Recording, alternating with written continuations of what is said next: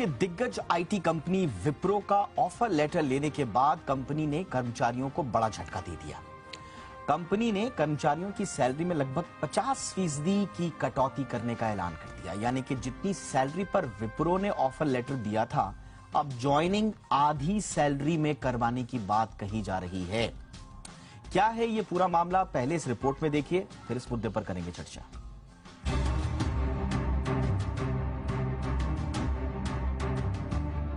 देश की दिग्गज आईटी कंपनी विप्रो में ज्वाइनिंग का इंतजार कर रहे कर्मचारियों को तगड़ा झटका लगा है। कंपनी ने कर्मचारियों की सैलरी में लगभग 50% की कटौती करने का फैसला लिया है।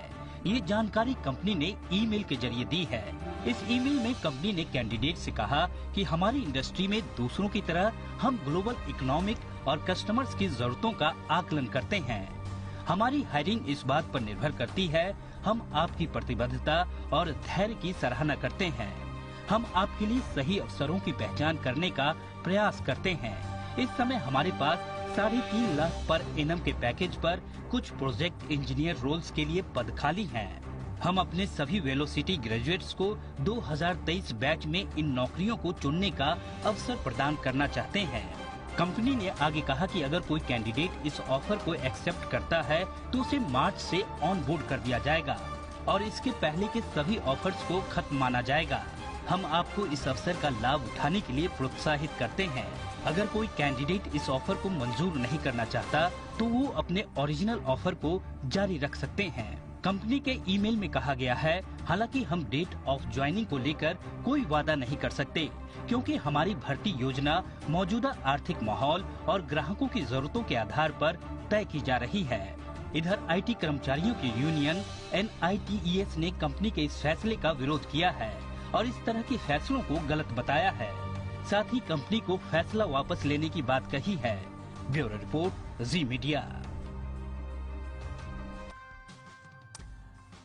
इस वक्त हमारे साथ खास मेहमान जुड़ चुके हैं।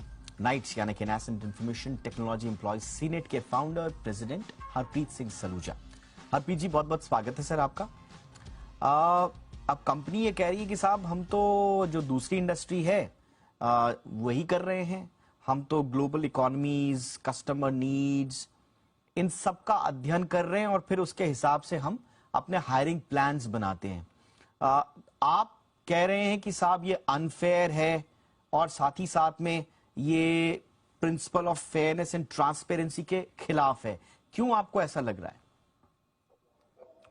धन्यवाद दीपक जी, सर्वप्रथम आमंत्रित करने के लिए। वेलकम। विप्रो के केस की अगर हम पर्टिकुलरली बात करें तो पिछले ही महीने, एग्जैक्ट 1 महीने पहले भी हमारी इस बात पर चर्चा हुई थी, जब कंपनी ने इन्हीं फ्रेशर्स में से 450 एम्प्लॉइज को घर का रास्ता दिखा दिया था और उनको ये कहा गया था कि एक पर्टिकुलर हमने आपको टेस्ट दिया है जिसमें आपके स्कोर्स ठीक नहीं रहे, इसलिए हमने आप लोगों को निकालने का फैसला किया है।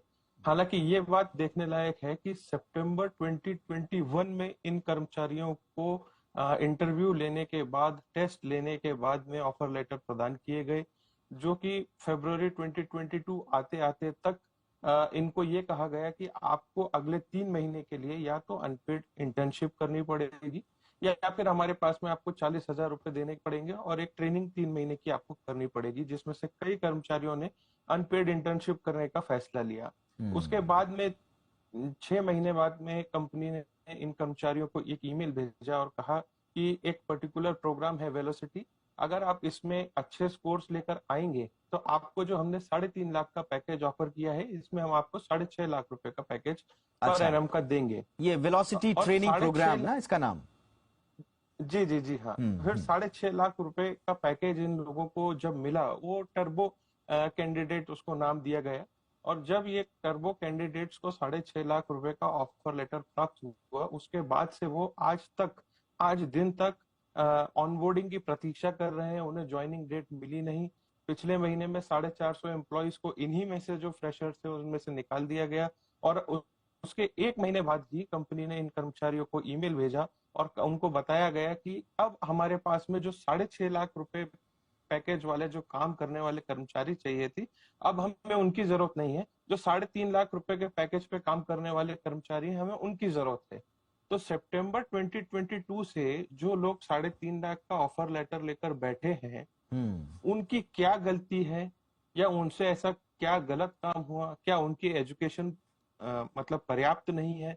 और ये जो ग्लोबल मैक्रो इकोनॉमिक कंडीशंस का हवाला दे रही है कंपनी, क्या ये सितंबर 2021 से खराब है? 2021 के एंड में तो ग्लोबल मार्केट में आईटी एम्प्लॉयज की सबसे ज्यादा डिमांड थी। तब से लेकर अब तक इन कर्मचारियों को धोखे में क्यों रखा गया? कंपनी ने अपने फायदे को देखते हुए सिर्फ अपने मुनाफे को बढ़ाने के लिए इन कर्मचारियों को पिछले महीने घर का रास्ता भी दिखा दिया।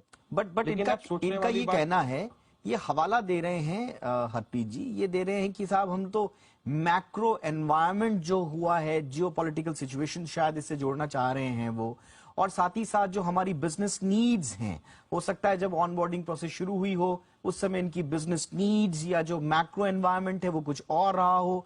फिर ये जो वेलोसिटी ग्रेजुएट्स जिनका ये नाम दे रहे हैं, इनकी ग्रेजुएशन तक शायद कुछ स्थितियां तब्दील हो गई हो। तो एक तरह से ऐसा लग रहा है कि विप्रो अपने बिजनेस को देखते हुए ये कदम उठा रहा है। देखिए सर, यहाँ पर बात आती है एथिकल प्रैक्टिसेस की। आपने जब एम्प्लॉइज का इंटरव्यू लिया, आपके पास में उतनी वैकेंसीज होंगी तभी आपने इतने हजारों लोगों को ऑफर लेटर प्रदान किए। तब आप लोगों का जो मैनेजमेंट है या जो आपके बोर्ड ऑफ डायरेक्टर्स हैं, या मैं तो सीधा नाम लेना चाहता हूँ ऋषभ प्रेम जी का, जो डंके की चोट के ऊपर एथिकल बिहेवियर और अनएथिकल प्रैक्टिसेस की बात को लेकर जिन्होंने मून लाइटिंग का इतना बड़ा मुद्दा उठाया और हजारों कर्मचारियों को सिर्फ ये कहकर घर भेज दिया कि आप लोग मून लाइटिंग में इन्वॉल्व थे, तो अब वो एथिक्स कंपनी के कहाँ रहे? अब ऐसे कौन से जियो पॉलिटिकल चेंजेस आ गए हैं कि आपने खुद उन एम्प्लॉयज को ट्रेनिंग देकर ये कहा कि आपको हम 3.5 लाख नहीं, आपको हम 6.5 लाख का पैकेज देंगे। अब उन्हीं कर्मचारियों को आप वापस से 50% कटौती के साथ, ठीक है चलिए आप उनको ऑफर लेटर ऑनर करने की बात कर रहे हैं, लेकिन इसकी भी कोई गारंटी नहीं है कि अगर उन्होंने 3.5 लाख रुपए का ये जो उनको ऑफर मिला गया है, अगर ये ऑफर उन्होंने एक्सेप्ट कर भी लिया तो क्या उनकी ऑनबोर्डिंग हो पाएगी या नहीं हो पाएगी, इस बात की कोई भी गारंटी आज तक नहीं है। इसलिए माननीय लेबर मिनिस्टर जी को, भूपेंद्र यादव जी को, मैंने पत्र के द्वारा ये उनके नॉलेज में लाने की कोशिश की है और उन्हें बट इनका जो मेल है हरप्रीत जी, आपने जो गारंटी की बात कही, ये अपने मेल में साफ साफ लिख रहे हैं कि हम आउटस्टैंडिंग ऑफर ये जो दे रहे हैं इससे तुरंत एक इमीडिएट अपॉर्चुनिटी बन रही है कैंडिडेट्स के लिए जो अपना स्टार्ट करें वो करियर, अपना एक्सपर्टीज जो है वो बिल्ड करें, नए स्किल्स को एक्वायर करें, और हमारा जो extensive learning and development programme है उसका हिस्सा। तो एक तरह से लग रहा है कि ये तो साफ तौर पर कह रहे हैं कि हम आपको तुरंत एक अच्छा करियर ऑप्शन दे रहे हैं। तो आपको ऐसा क्यों लग रहा है कि इस बात की गारंटी नहीं है कि ये ऑफर ऑनर नहीं किया जाएगा? जी देखिए दीपक जी, मेल में उनके द्वारा लिखा गया है कि मार्च 2023 से हम ऑनबोर्डिंग स्टार्ट करेंगे। लेकिन देखने वाली बात यह है, समझ लीजिए कि 100 एम्प्लॉय थे, 100 फ्रेशर्स में से उन्होंने 40 या 50 को यह ऑफर दिया कि हम आपको 6.5 लाख के पैकेज के ब्रैकेट में डालेंगे।